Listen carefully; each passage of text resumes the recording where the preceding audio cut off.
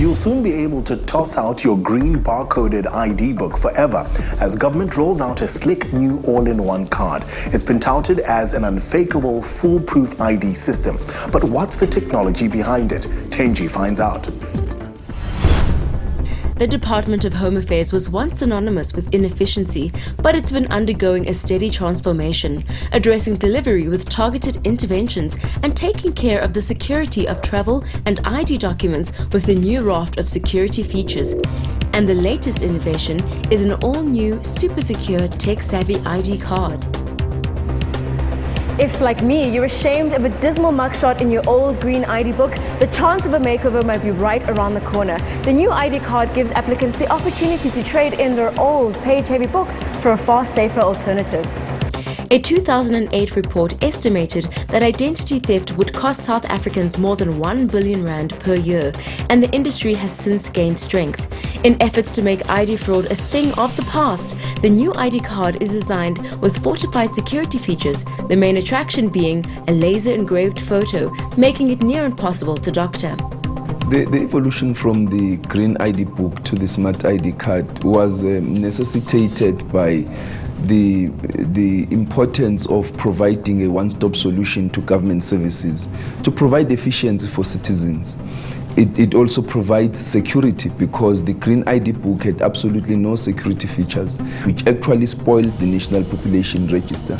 But in addition to that, people's identities could be stolen. It could be used to do a whole range of things, including buying properties using other people's identities. So we had a number of people with dual identities, which created enormous problems for us.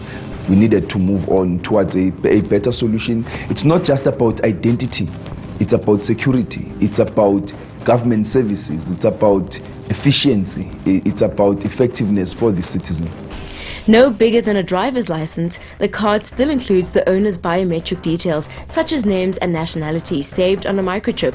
And with a braille inscription of the word ID, it is easily identifiable for the sight impaired. A unique card number identifies the card, and both old and new barcodes are included for easy processing. For such detailed security, the card is processed speedily between 3 to 10 working days. The printing process is fascinating, and it's estimated about 3 million of these will be printed each year. If you are 16 years old and are applying for the first time for the card, it is 0 rand.